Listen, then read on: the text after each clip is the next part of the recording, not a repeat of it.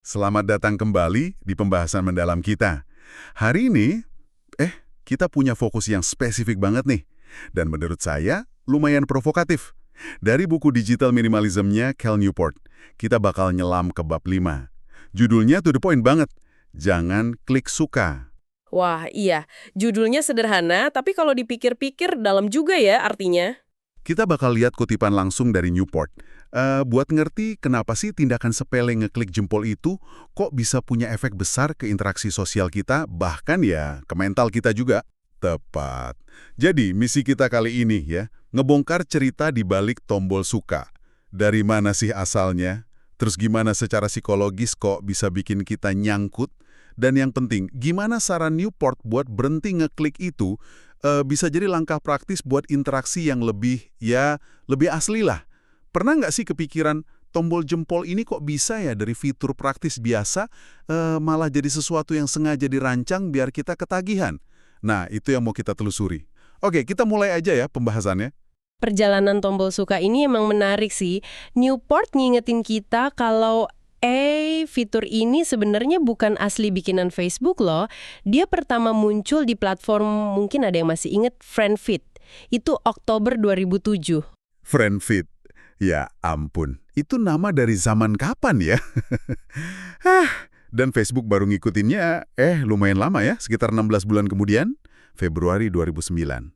Tapi motivasi awal Facebook, kalau lihat pengumuman Cathy Chen waktu itu, kayaknya masuk akal banget ya. Tujuannya murni efisiensi aja, gitu. Biar simple nggak kebanyakan komen pendek kayak keren atau setuju. Jadi, ya jalan pintas nunjukin setuju aja. Betul, niat awalnya pragmatis banget. Tapi, nah, disinilah transformasi pentingnya yang jadi fokus Newport.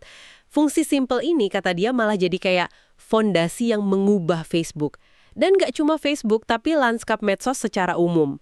Dari platform hiburan yang kita cek sesekali, jadi yaitu istilah Newport agak serem sih, mesin slot digital. Mesin slot digital, wah, itu analogi yang kuat ya. Dan terus terang bikin agak, gimana ya, merinding dikit.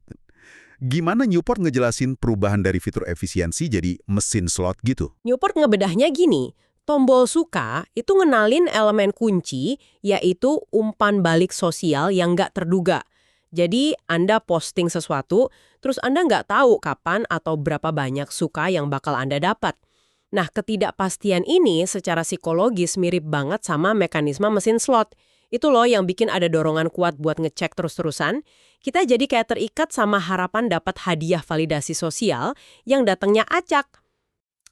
Jadi kuncinya di ketidakpastiannya itu ya. Bukan cuma soal dapat pujian, tapi soal kapan dan berapa banyaknya.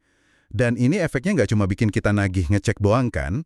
Ada sisi lain yang disorot Newport juga, soal data. Tepat sekali. Selain efek psikologis langsung ke kita sebagai pengguna, tiap kita ngeklik suka, itu tuh potongan data preferensi yang berharga banget buat platform.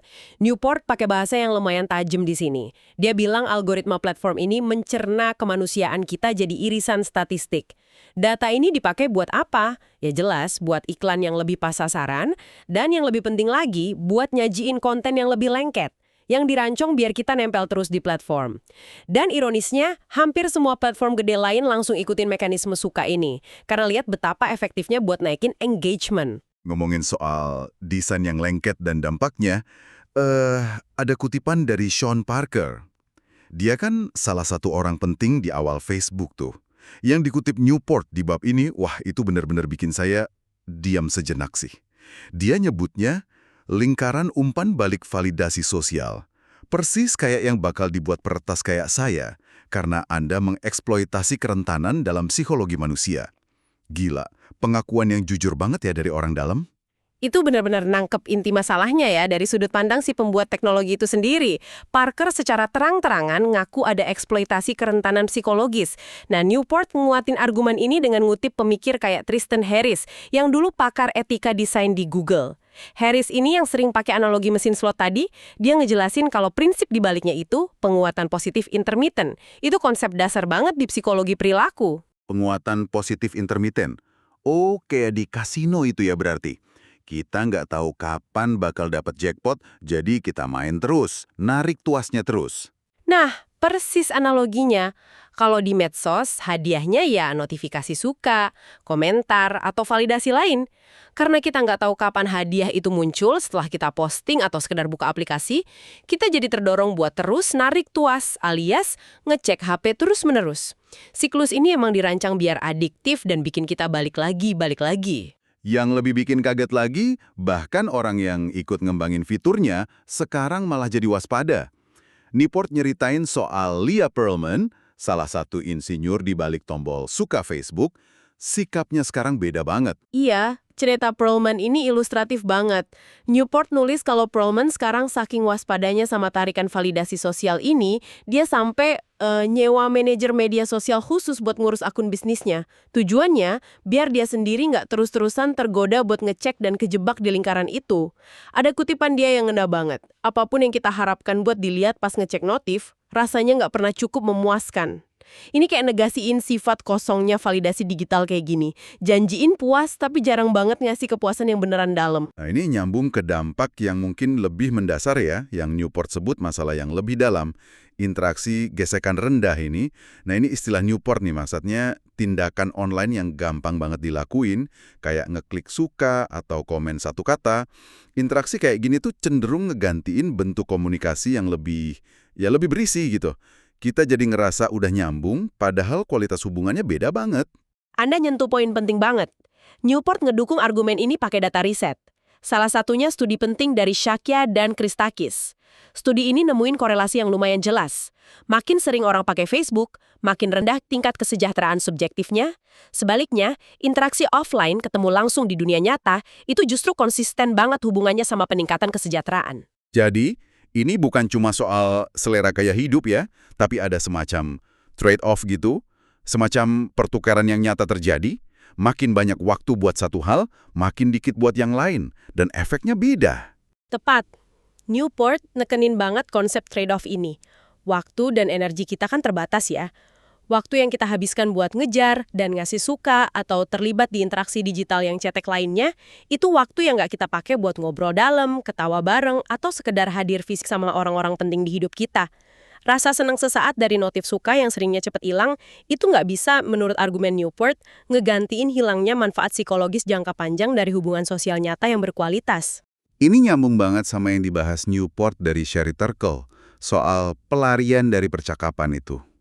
Kita kayaknya secara kolektif mulai milih koneksi digital yang rasanya lebih aman, lebih gampang dikontrol, daripada kerumitan dan tuntutan ngobrol tatap muka yang sebenarnya jauh lebih memuaskan kebutuhan sosial kita sebagai manusia. Betul sekali. Turkle, seperti yang dikutip Newport, argumennya keras banget kalau tegukan-tegukan kecil, sips, koneksi digital, satu suka, satu emoji, komen singkat, itu nggak akan pernah bisa gantiin tegukan besar, gulps, dari percakapan nyata yang kaya nuansa, empati, dan koneksi dalam. Kebutuhan dasar kita akan hubungan sosial yang otentik tuh nggak bisa dipenuhi sama interaksi permukaan ini, nggak peduli seberapa sering kita lakuin. Oke, nah setelah kita paham latar belakangnya, psikologinya, terus dampak penggantian interaksi nyata ini, kita sampai deh ke solusi praktis yang ditawarin Newport di bab ini. Ajakan yang lumayan radikal buat jangan klik suka, atau ya lebih luas lagi, berhenti juga ninggalin komen-komen sepele yang nggak nambah nilai apa-apa. Kenapa langkah sekecil ini dianggap penting sama Newport? Newport ngelihatnya sebagai sebuah tindakan perlawanan yang sadar. Dengan kita berhenti ngeklik suka secara impulsif, kita kayak motong jalur supply ke mesin validasi sosial di otak kita yang lapar terus sama persetujuan instan. Ini maksa kita buat jeda sejenak, keluar dari mode otomatis. Dan jeda itu ngasih kesempatan buat nanya ke diri sendiri gitu ya. Ini gue beneran apresiasi dan pengen respons yang berarti, atau gue cuma ngeklik gampang aja karena kebiasaan, atau karena ngerasa harus, gitu kali ya. Tepat sekali. Ini latihan intensionalitas. Manfaatnya, kata Newport, ada beberapa. Pertama, ini dorong kita buat nyari bentuk interaksi yang lebih berarti. Kalau ada postingan yang beneran nyentuh, mungkin kita jadi kepikiran buat ngelakuin sesuatu yang lebih personal dan berdampak. Kirim pesan pribadi yang lebih panjang, nelpon, atau ngomongin pas ketemu. Ini naikin kualitas interaksi kita. Jadi ini soal ngatur ulang standar interaksi kita ya, dari sekedar absen jadi beneran nyambung. Apa manfaat lainnya? Manfaat kedua itu penghematan waktu dan energi mental. Dengan nggak terus-terusan ngasih dan nyari validasi ringan ini, kita secara signifikan ngurangin waktu yang kesedot ke platform. Newport ngasih contoh Ilona, seorang digital advertiser yang ikut eksperimen di clutter digitalnya. Gimana itu pengalamannya Ilona pas ngurangin interaksi ringan ini? Ilona nyadar kalau dengan nggak lagi aktif ngasih suka atau komen singkat, dia mungkin bakal ketinggalan beberapa update kecil dari hidup teman-temannya. Tapi dia nemuin kalau pengorbanan kecil itu sepadan banget sama kelegaan mental yang dia rasain karena nggak lagi ngerasa terikat buat ngecek dan ngerespons terus di medsos. Dia ganti interaksi yang sporadis dan dangkal itu dengan upaya yang lebih struktur dan dalam, kayak ngejadwalin waktu khusus buat ngelpon atau kirim pesan yang lebih bermakna ke lingkaran terdekatnya. Ada satu lagi contoh yang menurut saya kontras banget sama kebiasaan umum, yaitu Jennifer Gragiel, seorang profesional media sosial yang dikutip Newport. Penggunaan medsos pribadinya minimalis banget, padahal dia kerja di bidang itu. Nah, nunjukin bedanya penggunaan profesional sama personal.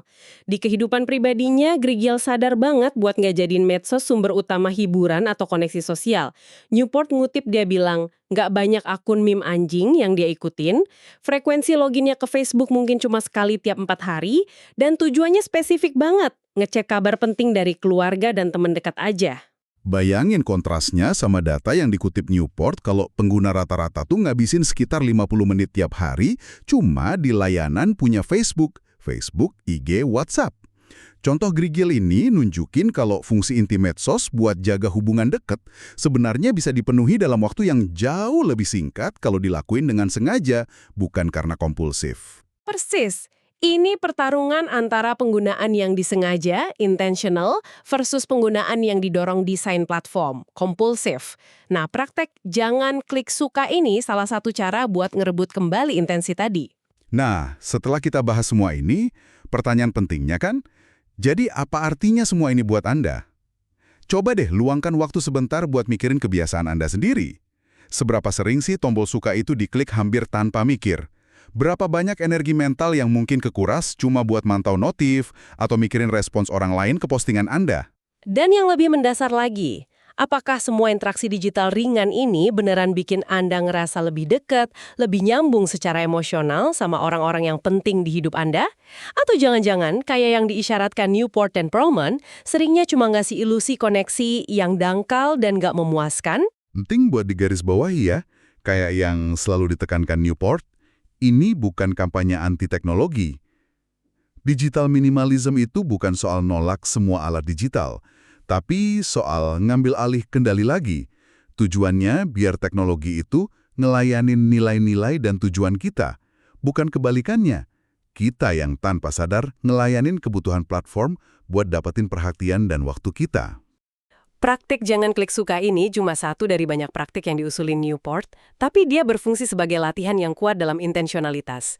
Ini langkah konkret buat mulai prioritasin interaksi manusia yang lebih kaya, yang secara biologis dan psikologis jauh lebih kita butuhin.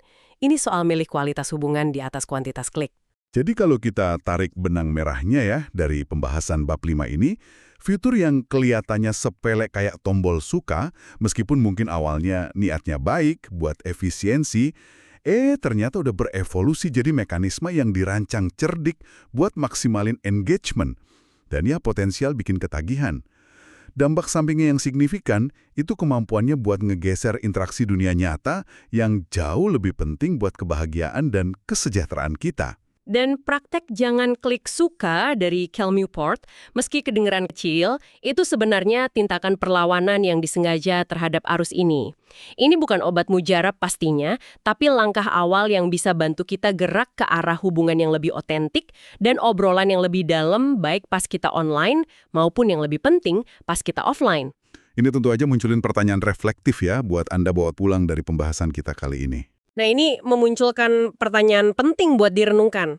Apa ya satu perubahan kecil banget yang bisa Anda coba lakuin dalam seminggu ke depan buat secara sadar gantiin satu momen interaksi digital yang nilainya rendah, misalnya refleks ngeklik suka di postingan teman tanpa benar-benar nyimak, dengan satu tindakan koneksi yang sedikit lebih bernilai. Nggak usah langsung drastis kok.